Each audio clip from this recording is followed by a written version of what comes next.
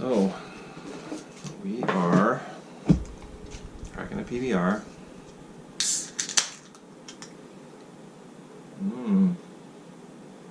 That's pretty good. PBR is kind of like my go-to forever beer. And I'll have a case of it, or, for a week, I drink like basically one beer a day, 2 to 3 on the weekends, on the night, whatever. I rarely ever get drunk because I kind of hate it, being hungover. But I always diverge, and I'll have an IPA beer, and I'll go buy a 6-pack of this, or da-da-da. But I always come back to PBR. Try the other ones, but it's like tried and true. So tonight we are talking about skiing. It's this thing that people do. Where to begin? So yeah, skiing is freedom. I wrote a book about it. So I'm 40 years old right now, and so 16 years ago I wrote this thing. When I was 24, I found the wherewithal and pretentiousness to sit down and write memoirs at age of 24, which is pretty ridiculous. As I think back, I think I was full of myself, which I still am, and that's fine. So, skiing is freedom. Where to begin? So, this is huge. There's a whole bunch of stuff going on here. This is technically it's a coffee table book, but it's the first in the series, the Mountain Melter Adventure series. Got this one, Volume 1. This one, Volume 2. This is Volume 3. So, as I get into those, I'm pretty much just going to read the intro of this one and then go from there. Because skiing's one of these funny things that I get real excited about, but I don't allow myself to get excited about it if I know that I can't fully get into it. Now, as a 40-year-old with wife and 2 kids and a full-time job, it's hard to want to go backcountry skiing one day a week, because then you're going to, it's like a heroin junkie. I'm like a recovered heroin junkie who doesn't want just one hit, because I'll know I'll want 100 more. So I'm actually, and it's true, as far as things to be addicted to, that's one of them. Which leads into running and stuff, how I fill the void of existential challenge and release and getting tired and endorphins and all these things. Running is this little surrogate that, boom, you can go run for an hour, and it wipes out your system. Where all this stuff, climb 6 hours, climb 8 hours, climb 10 hours, climb massive long days in the mountains. All the time, because there's nothing else to do. Not that I had nothing to do, I chose to do it. And then I was taking notes about it. So this book is ski journals. I technically started writing them when I was 16, but I don't have them for some reason. Those were just, anyway, this is basically starts when I'm age 18, and I've been ski to Alyeska, 10:35:30, ski to Alyeska, 10:35:30. I was just trying to ski all day, every day, no matter what. This is getting into that, so I'm just going to read this. Introduction and Contents, Part 1. It is not all about the skiing. Skiing just happened to be a helpful tool for understanding my own evolution of thought. The tool now is the computer. The computer is the matrix through which the operator can convert the idea into a more tangible object in the observing mind. Creating packaged ideas for the market. Be sustained by monetary payment. Knowledge is power, a function of love. So, I wrote this a long time ago, and I have not seriously read this in a long time, so I don't even remember what I wrote. So this is kind of fun. I've been having some trouble lately in settling on an introduction to Running from Ghosts, the title. I think the problem may stem from me not being able to grasp the whole, at the same time trying to mask the truth of what had been written by playing on the filters readers would create for themselves as they begin to read, set the reader up for something. Well, I have the tendency to over-dramatize things, and sometimes I try to sound more intelligent than I really am, even if I'm only trying to convince myself. But alas, this too is a setup, but that, it seems, cannot be avoided. Oh, so true. Ooh. This is a true life account of a tumultuous time in the universe of myself. I joke to my wife that I have retired to the lake house in old age to write and compile my memoirs. I could wait another 50 years, but time is of the essence, and I must move on. I am currently 24 years old and living in Smithers, British Columbia. Although I am a young lad in the eyes of many, I feel like I have already strolled through the valley in the shadow of death. These dangers I faced. I had the fortune of being born and raised in the state of Alaska, where I sought out the dangers of the mountains. Wow, this is exciting. I kind of want to know what this guy's going to do. I remember writing it very dramatically, never ever actually expecting to read it out loud. To a GoPro in a shed 16 years later. But the computer is right. The computer is the tool of the Matrix. Alaska is great for many reasons. Some people like the lack of other people and the surrounding wilderness. Some people focus energy on catching fish under the endless rays of the midnight sun, while some people enjoy the splendor of the frozen winter months. I remember right after high school when many of my fellow students left Alaska to go live outside because they didn't like the cold. So outside's a reference to not in Alaska, like the lower 48, kind of off island, like Hawaii, you go off island, because they didn't like the cold. Outside is the, oh wait, I explained that in the next paragraph, is the term used by Alaskans to refer to anywhere outside of Alaska, usually in reference to the lower 48 of the U.S. I was not interested in leaving this couple hundred square mile area in south central Alaska because that is where the mountains and the snow met. By the time I was 18, I had nearly not passed high school because I had spent too many days on the hills. For me, the dark winter months meant that snow was coming and I could ski. I like to write as if I am reading it, so it's interesting to read it out loud to feel a cadence. The winter of my freshman year at the University of Alaska Anchorage is where the story begins.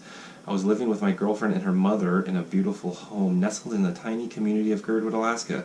By this time, Girdwood had become the epicenter in my mind as to where it was happening. I had all of my classes stacked on Mondays and Wednesdays so I could focus on skiing big mountains 5 days a week. My intended career was that of a professional skier, and nothing was going to stop me. There are several subgenres of the sport for those who are not familiar. I will run through the different modes of sliding down the hill in terms of the evolution that took place in the minds and in the technology strapped on the legs of men. This is quite dramatic. So it looks like I'm going to give a run through on skiing genres. I will lump the distant history up until the 1970s as irrelevant. Nothing happened before the 1970s, I said. Downhill skiing in the 70s was moguls, racing, snow ballet, and the French-inspired extreme skiing. Moguls are bumps that form on a run because people turn and kick up snow into piles.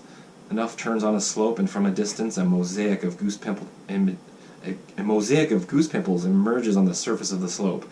Some people love moguls. I am not one of those people. So you can tell I've got an attitude.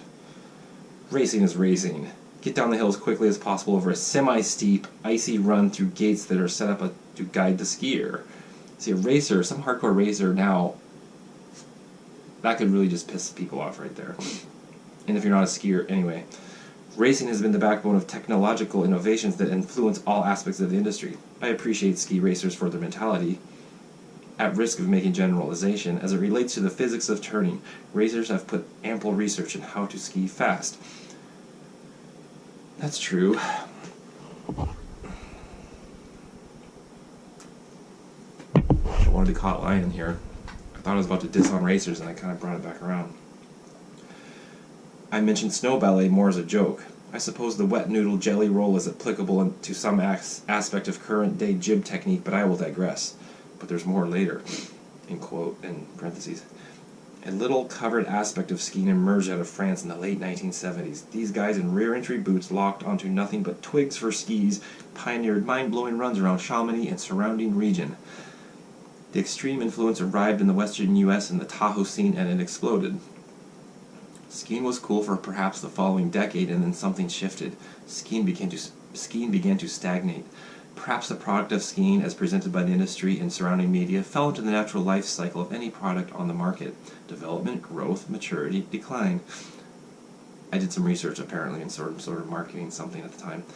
I had arrived on the scene at the age of 7. This was in 1987, and the sport was in deep decline. I did not know the difference, being 7 and all. I had discovered the freedom of moving downhill for minimum effort, and I loved it. I skied on every Saturday throughout elementary school and junior high. I even experimented with a monoboard in early high school, but I will sweep that under the rug with many other adolescent indiscretions. A ray of light pierced the darkness, and even the strongest ski ballet dancers could not survive the paradigm shift that followed the birth of snowboarding. Snowboarding had been around since the 1970s, but it had largely been ignored by the mass-consuming public. It was lumped in with the perceived riffraff of surfing and skateboarding, from which its inventors were indeed inspired. In the early 90s, snowboarding was in. It was crazy. Ski hills went from not allowing the boarders on the lift one year, and then the next year half of the paying customers were dragging knuckles faster than any skier had ever dreamed. The technology created them a medium through which a mind could evolve and apply these evolutions in the physical environment. So what was the technological innovation that changed the lives of many? Something simple, really. How many people's lives were really changed by this innovation? A snowboard was much wider than any two skis combined. With the additional surface area became greater buoyancy in snow. Sliding on a snowboard became more hydrodynamically conducive to increased speed and control.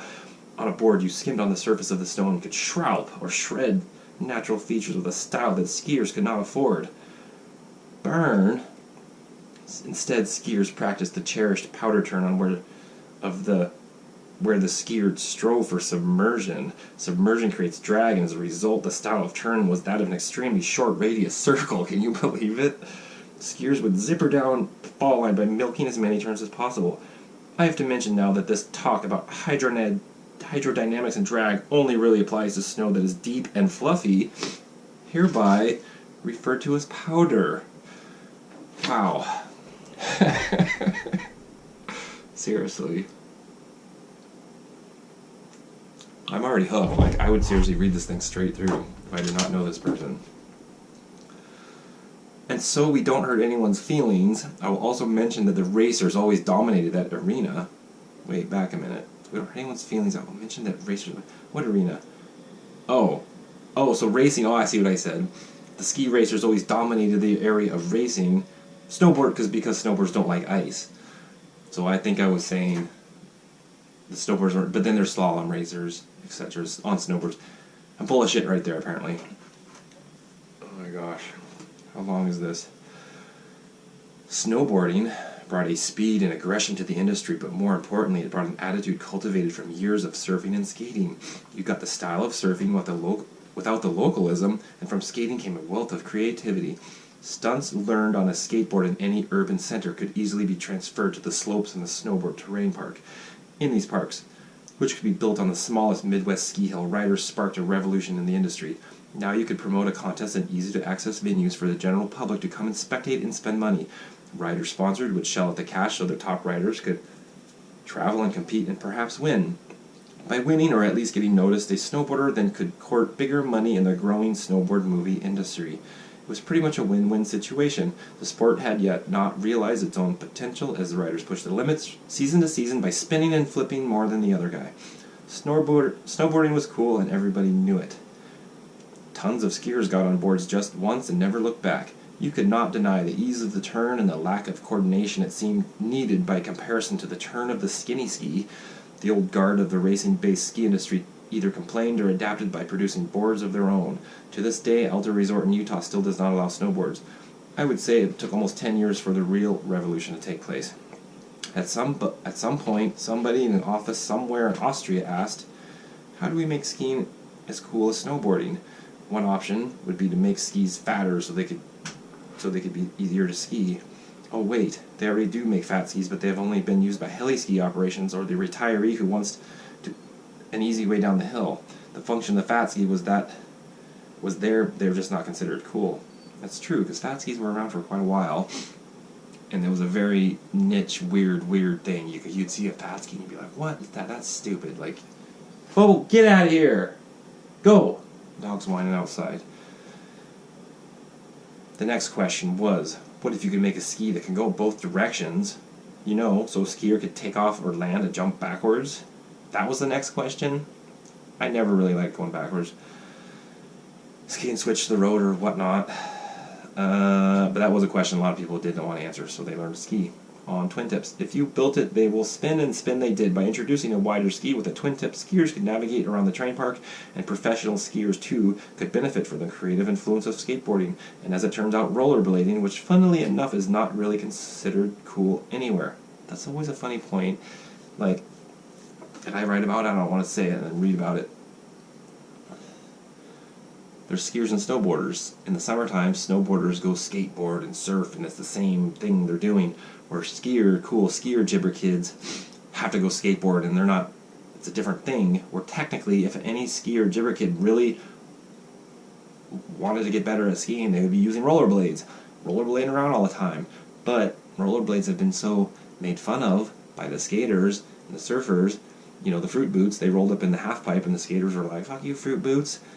So it just never was made cool. And therefore these people don't go rollerblading and getting as good as they could because they're worried about being cool. Anyway, it's a shame. Where are we at? But that is not my point. Aha, I was talking about something else. Skiing was becoming cool again, and the fat ski was about to make a comeback. The bombshell that rocked the ski industry in 1998 was a ski movie titled Harvest by Teton Gravity Research. In that movie, a skier named Jeremy Nobis skied a run in Valdez, Alaska faster than any snowboarder had in the previous decade.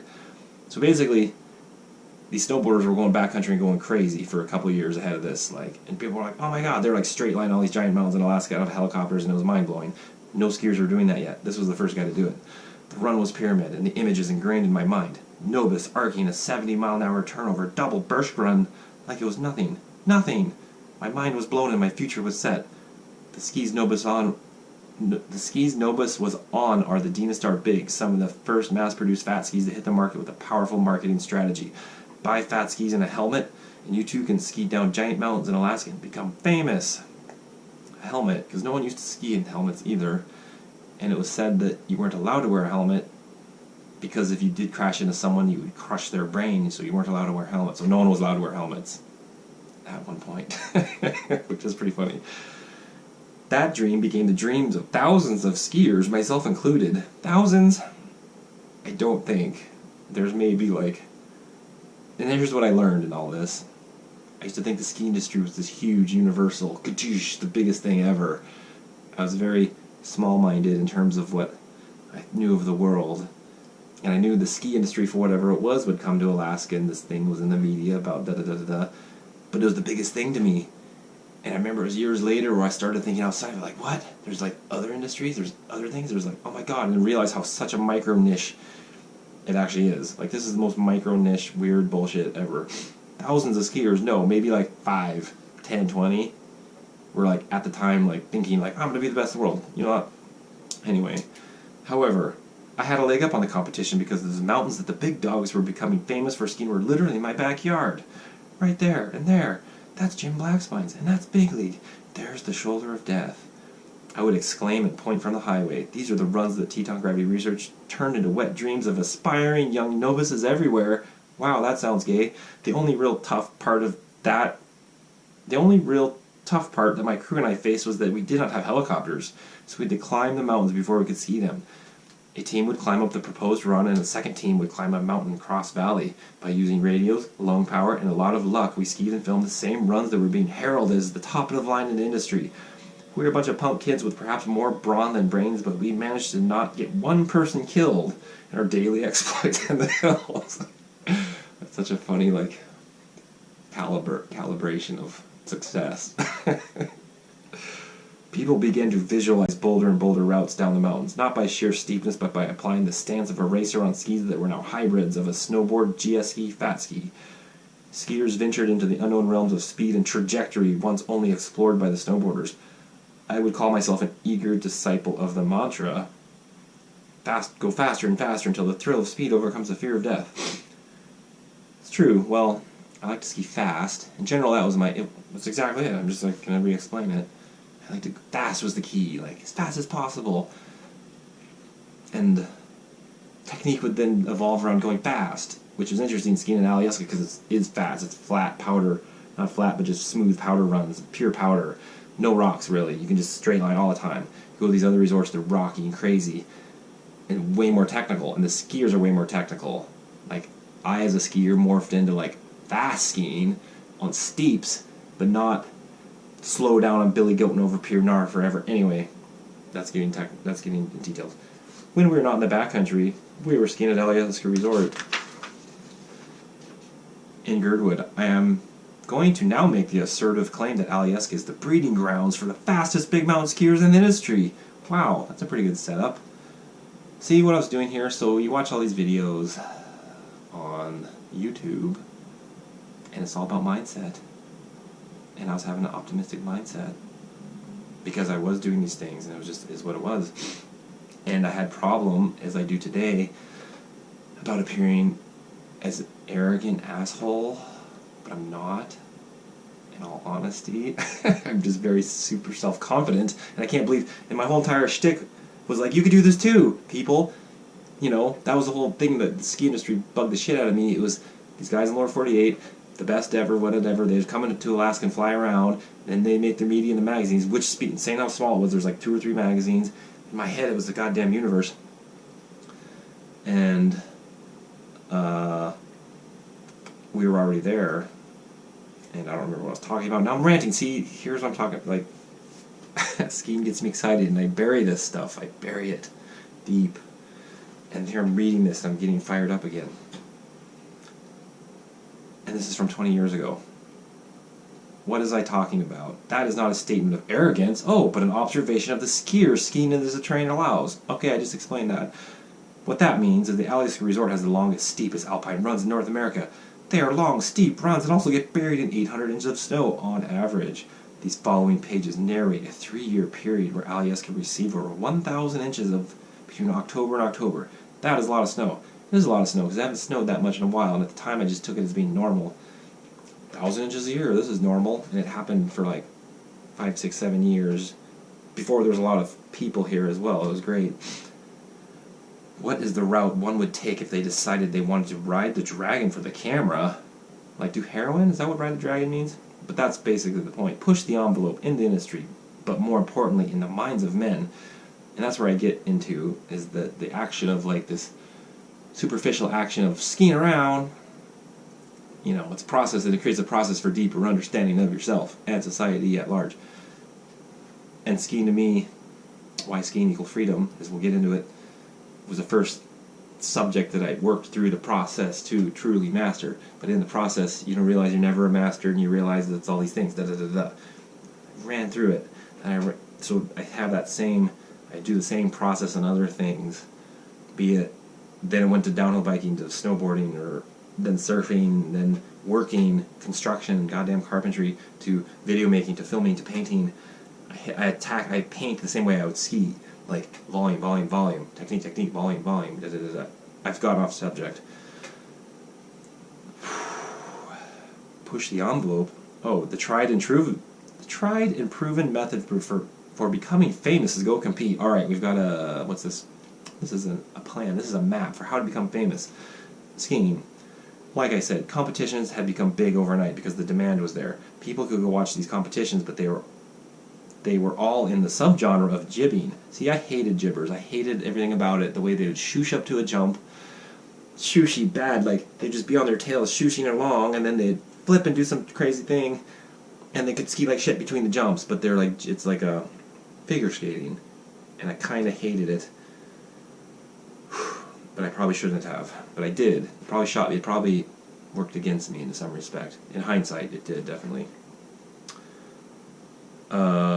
Jibbing, the blanket term for skate, rollerblade inspired technical moves on man-made or natural structures. That's the definition of jibbing. I'll say it again. The blanket term for skate, rollerblade inspired technical moves on man-made or natural features. From the extremism of the French-inspired skiing of the 70s came competitions that were more suited that type of skiing. I feel like I'm reading like debating philosophy types, being like what Nietzsche said, and then fucking Foucault said this, and then blah blah blah blah blah. Like the World Extreme Skiing Championships were held in Valdez, Alaska every spring throughout the 90s. I had become obsessed with the idea of winning the World Championships, but had to wait until I was 18. I then got to compete in the Alaska State Trials where they took the top 2 to Valdez. I placed second one year, but due to some sort of budget problem, they only took the first place. Bummer. These competitions also evolved to suit the new style of skiing. Extreme skiing competitions became free skiing competitions, and the emphasis was more on hucking the hugest. Was moved from hucking the hugest air to an overall more fluid, balanced approach to the line. That fluidity stems almost exclusively from the development of fat skis. At Alyeska Resort, moguls all but disappeared because nearly everyone was on either fat skis or a snowboard, and with that comes a longer radius turn and higher speeds, leaving the mighty mogul basically extinct. That's true. Then I went to these other resorts and there's still these fucking mobile fields. Couldn't believe it. I was not into jibbing. I respect it, but I fear injury. The old severe injury versus assured death syndrome. Yeah, you know all about that, I'm sure. It's, so when you're doing something, that's going to really hurt. Downhill biking is in line with jibbing. Like, you're going to crash, you're going to get hurt. You're going to get hurt so bad, you might break your neck, break your leg, but you're probably not going to die. It's like this funny, like, mechanism of injury leads to sheer pain and paralysis, badness, but you're not going to die. Where skiing, it's like, doesn't hurt. You can crash kind of a lot, but then when it's bad, it's like you're dead. Pure dead. There's like no ifs, ands, or buts. Where mountain biking, downhill biking, there's a rare that it's like you're dead no matter what. And then surfing's even a step more, like you're crashing even more in surfing and getting destroyed, and the death's kind of like hard to reach. So skiing, extreme skiing is kind of interesting. Balance in there, and that's what I get into as far as risk assessment, life assessment, and the physics of all of that. I kind of get into like fucking super layman. Anyway, I'm getting off track. I need to keep reading. And I felt I was too old and set in my powder skiing ways to bother suffering the curve of learning to stomp a cork 7, a 720 on horizontal axis. The top of the mountain is where I longed to be, and I strove to find the surest way to the top. Wow, I'm 40 years old right now, and I was saying this when I was like 24, saying I was too old to, I was already set in my ways, like, and I probably am. I get set in my ways. What do my friends say? Adamant. I only have friends if they like live next door to me, or I work with them for the most part, or they're actually engaged with these very specific things I want to get into. And if they're not doing exactly what I want to get into, I don't have time for you. It's nothing personal, but then it leads to a lonely existence. So here I am talking to a fucking GoPro in the shed. I'm almost done, but it gets better. This goes off the deep end soon. All of this skiing technobabble is merely the analogy for life, existence. I am thankful to be breathing right now, because I never got buried or broke a bone while on skis. I have come to the conclusion that I'm supposed to live for some reason. Whatever divine source you want to refer to has ample opportunity to snuff me out. Just like that. Knock on wood. Holy shit. But it's true. I mean, just a lot of danger, but then it's luck and it's skill and it's these things. You know, when you are 18 and you look back with wisdom to when you were 16 and boot packing straight up a 2,000-foot face without beacons or shovel? Cringe. Beacon and shovel is like part of the basic avalanche safety kit.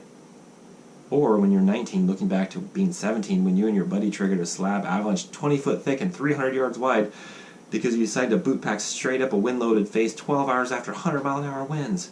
Funny how we were so surprised to find ourselves at the bottom of a giant terrain trap sitting on top of a Winnebago-sized chunk of snow. And that was just blind luck. Like, you know, you don't go in the mountains after it blew 100 miles an hour. In general, now, you know that.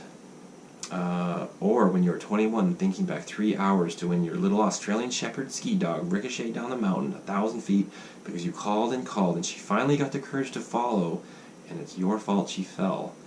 Whoa, getting heavy. That was getting heavy. Whew.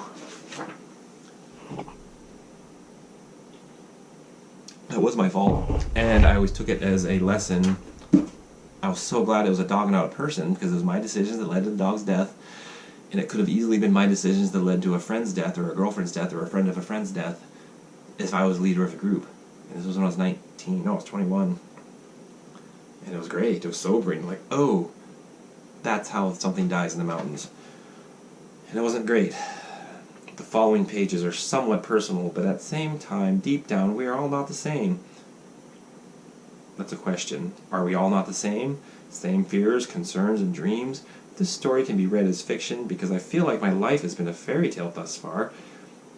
You know how fairy tales always have some sort of deeper meaning, a social example that is being promoted by the author. What am I pushing? Love, peace, and all of that, but more importantly, learning to recognize the power of passion and the mediums through which passion can operate. That seems like that would be good to learn. It's crazy to me that people don't know how to find their passions. Like, I literally sit here, if you said you can never ski again, I can never do any things I do now as I consider passion, but I could pick a new thing. I could never do the things I'm doing, but I could pick a new thing. I could pick 5 new things in literally 5 minutes. If I was to pick something to get obsessed about that I'm not doing right now. I could find a new thing like that, which I don't know what that is. Obsessive compulsive? No, I mean, ADD, I don't know. It might not be anything. The sport of skiing became different. The sport of skiing became different things to me in different times of my life. The actual physical activity of skiing took on increasingly intangible rewards and motivations. There's an old saying, the worst day of skiing, golfing, biking, hiking, fishing, etc. is better than the best day of work. I took that message to heart and began to understand skiing as offering varying degrees of freedom.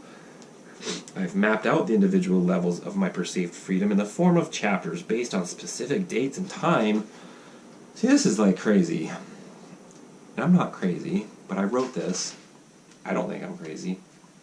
Some sort of event catalyzed a paradigm shift. These levels do not completely represent solid rungs on a ladder, but more of a yo-yo ascension pattern. As a truth is first contemplated, reviewed, and then either assimilated or discarded, while being careful not to make presupposition that I am now permanent resident of said top levels. Whew. Wow. This is the introduction. I got like 2 more pages. So, evolution described in context of levels of my own device. Evolution described in context of levels of my own device to describe what I see. Okay, so I pretty much... I'm just going to keep reading the words on the page. Physical freedom. Level 1. Late 80s, early 90s. Skiing experienced as fun. Whee! Exciting to the senses. Heightened sensation and awareness. Skiing seen as a special occasion. Challenging outlet for a little kid. I was a little kid. I thought skiing was fun. But I quickly became obsessed with it. Level 2. Escapist freedom. 1993-ish. So I was 13. Physical enjoyment as fun while emotional development as hobby.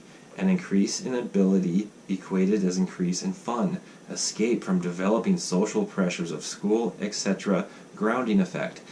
And I said that repeatedly, that skiing became a grounding effect through all the tumultuous existence of high school, adolescence, teenage years, into young adulthood. It's always been the rock of my existence. And I could see how without a rock in your life you could easily run astray. Level 3, Volume 1. So, those first 2 levels are not in the book. Level 3, Societal Freedom, is the start of this book. October 1996. So this starts when I'm 16. Hobby develops into excuse for social non-participation. Superiority complex. Becoming grounded in skiing as means of self-identity. So 16. Becoming grounded in skiing as means of self-identity. And superiority complex. Social non-participation. See, okay, next level. 4, interior freedom. So we had social freedom. I was like, fuck you, society, this is what I'm doing. Interior freedom, July 10th, 2001. What the fuck happened then? Well, that's way down to 2000. Oh, I think I remember. Find self as individual. Begin searching for interior motives, drives, beliefs, fears, prejudices, etc. Who am I?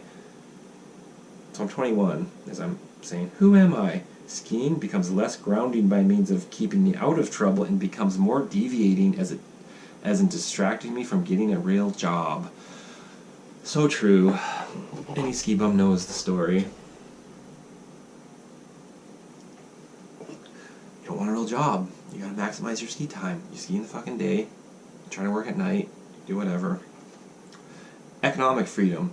July 13th, 2003. I don't remember what happened then either. I think I'm in Canada. No, I remember. We write about this later. Economic freedom. This is so level 5, a 24-year-old's telling you how to achieve economic freedom. Find self deeply rooted in skiing. Decide to exist through what I love to do. Discovery of the creative process. Wow, this book's pretty great. I remember all this stuff and I forget it in day-to-day life, but the creative process, and that's all it is to be like a neither here nor there channel. Not channel, but there's so much creativity out here in the ether. Your brain just has to be open to channel it. Put it out your hand, put it out your head, put it out your mouth, put out your pen, whatever. Level 6, hierarchy freedom. Oh, so we're like the wolf pack, we're breaking out. Rogue alpha male in the search. January 19th, 2004. Pole shift and acquired logic. Perspective on my function in the whole. Saw big picture in politics, religion, and the world scene. Complete decentering off my cherished beliefs. Profound inquiry and confusion at every bend. This is when Icarus got too close to the sun. Level 7. Volume 2. So this is Volume 1 and 2. I guess this would be 3, and that's 4. And Volume 5 is up here. I'm trying to write it next month in Hawaii. That's another side subject. Volume 2. Level 7, Creativity Freedom, May 15th, 2004. Develop skills based in creativity to work towards sustainability. Understand principles of giving, receiving. Work on remaining grounded in something other than the physical. Huh.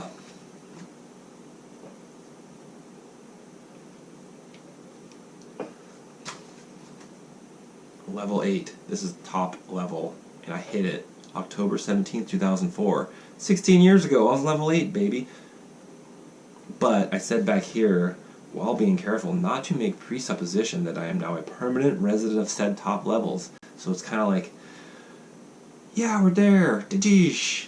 Infinite manifestation in the responsive universe. And then you like come down here and you forget it. But then you're there again. But this is kind of just the textbook how to get to that responsive universe sort of thing.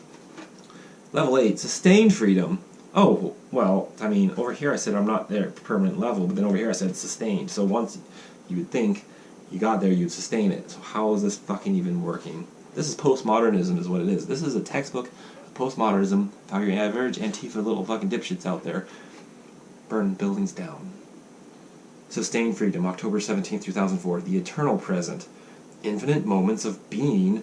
Application of the moment as experienced in extreme conditions to the moment as experienced anywhere, anytime. I gotta read that again. The eternal present, we're stuck in the moment. Infinite moments of being, I guess we're still stuck in the moment. Application of the moment, so we're stuck in the moment, but we're applying it as experienced in extreme conditions to the moment as experienced anywhere. So we're stuck in the moment, but then we're putting that in the context of the moment being in extreme conditions to the moment as experienced anywhere in time. Oh, I see what I'm saying. So, because you can keep your shit together on the side of a mountain, you're there for no reason other than frivolous fucking individual self-attainment. You got no reason to be there, but it's super fucking dangerous because you put yourself there. There's no point. You fall into nihilism, but then you come home today, ooh, have a beer, yay, we did it, team. If you can apply that to anywhere, you're a fucking champ. You know? That makes sense. We're almost through this intro, I swear. I mean, there's like 120,000 words of other things going on here. Some say that it may be a bit much to map out one's existence based on a silly sport. That is true, but skiing is not a silly sport to me. When it becomes the reason you get up in the morning for months and months on end for no real monetary reward, and your only concern is how much snow fell the night before, you are synthesizing sport with life, with existence. Every turn becomes a metaphor. Every cross tip is a lapse in maintaining complete awareness. The physical represents the mental, and the mental defines the physical, and balance is achieved. Where your mind goes, your eyes will follow. Where your eyes go, your body will follow. Huh. In the perfection of the turn, you see that the human body is extremely fragile, but still manages to accomplish amazing feats. Overcoming the paranoia in the physical sense was easy. My body became my temple of transportation. Bending the laws of maintaining control was the effect of itself. Laws could not be bent if there was no control. Lack of focus equated lack of perfection. Lack of perfection equated sin. Sin understood as driving principle behind practicing to perfection. Not a bad thing. We are born into suffering and are motivated to move beyond its reach. Meditation by force. Pushing physical limits equates pushing mental limits. Writing the circumference of an imaginary circle. Pi times diameter. Diameter is effective speed. Pi is the constant. Speed is determined by reading language of physical features and applying experience to instantaneously decode the message written in the variables affecting the turn. Point is, there's a lot that can go on in that microsecond of a turn. If you're going fast, if it's steep, if it's danger, if danger's involved. Is the meditative state induced by physical concentration on the object or something more simple like the massive release of natural drugs from the adrenal glands? What happens when you take the drugs away from a drug addict? Withdrawals. There is no center to strive for. The circle is not spinning. Gravity is no longer being focused and steered. The particles of thought can disperse freely, not dictated by speed or direction. It's like a laser beam that got lost. A laser beam that refracts apart and blows apart and it's no longer laser focused. You're called chaos. That's the word. These are my meditative conclusions, and this never-ending story is my dream of enlightenment. Wow. So this book originally was to be called Meditative Conclusions, but now it's called Running from Ghosts. I just changed it. I don't remember why I changed it. The text of Volume 1 picks up with me on the way to understanding societal freedom in the context of me. See, postmodernism, like this is it. I bet all those Antifa people actually have this in this is like their manifesto. And I'm not Antifa whatsoever, but I could have been at the time. I could not have been more robotized by my obsession with improving on the snow. Now that I was free of the time constraints of public education, I would completely devote my attention to the mountains through the heart of winter. It was an amazing prospect. It was. So, as the title of this video is called, Skiing is Freedom, you can see why I could talk about that, I guess. Almost done with my PBR and this video is done. So that's volume 1 and 2. So this book, as we get into it, there's tons and tons of stories, short stories, blah blah blah, that I wrote first person present tense. There was a journal. I wrote them as the things happened. It might have been a short one sentence. Abe got an avalanche. Boom, that was it. This date. This book, I went back through this one and blew up those stories into longer 3 to 5, 10 pages, whatever, short stories. Way less navel-gazing, more just straight to the point stories. And then, next volume, Starlight Over David, is a complete fictional novel that is made up out of thin air while still applying some of these principles out of these things I obviously know. How can you write a book without having experience? But it's a novel. So as I experiment with plugging myself in these different characters, and a lot of my time now on Facebook actually is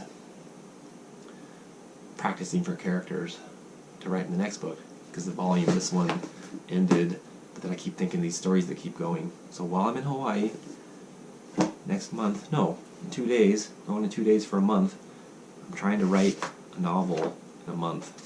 Next chapter. See how quick we get, and I might read about it as we go. So, thanks for watching. Hit the subscribe button. Skiing's coming. Like an old dirty whore, back for more action that you want nothing part of, but she's there, banging on the door. What are you going to say? Thanks for watching.